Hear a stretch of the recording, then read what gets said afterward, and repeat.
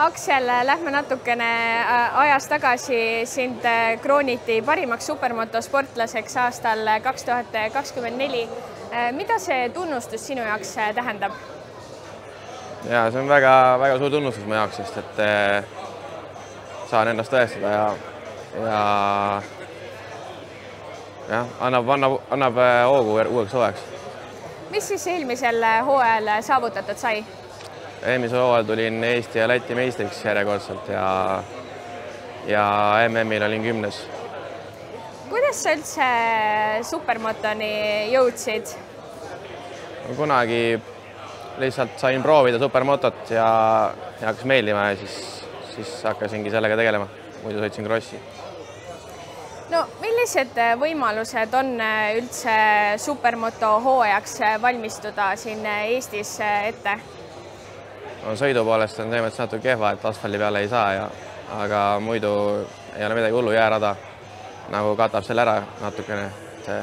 Saab ilusti ette valmistada, kui väga tahad. Ma just tahtsingi küsida, et kus see võib-olla asfaldi tunnetus tuleb, et ma olen näinud sinu sotsiaalmeedia vaheldusel, et sa praegu käid väga palju krossiradadel sõitmas ja sellega nii-öelda kogud sõidutunde, aga kus see nagu asfaldi tunnetus just tuleb? No jäärada olen saanud ka õnneks sõita, see natuke meenutab nagu seda, et ega muidu nagu ei saagi asfaldi peal talvel, et meil plaan on minna korraks välismaale, aga muidu sellega ongi nagu probleeme. Käid sa ka võib-olla kuskil välismaal laagrites? Ma ei ole see aasta käinud, aga muidu plaan on minna, jah. No kuidas sa üldse võib-olla üldiselt hooajaks ette valmistud ja mis ajal see just pihta hakkab? No kõige suurem trenn hakkab pihta uuest aastast tavaliselt jaanuarist, et hästi palju üldfüüsilist trenni, kardiotrenni ja sõita ka nii palju kui võimalik.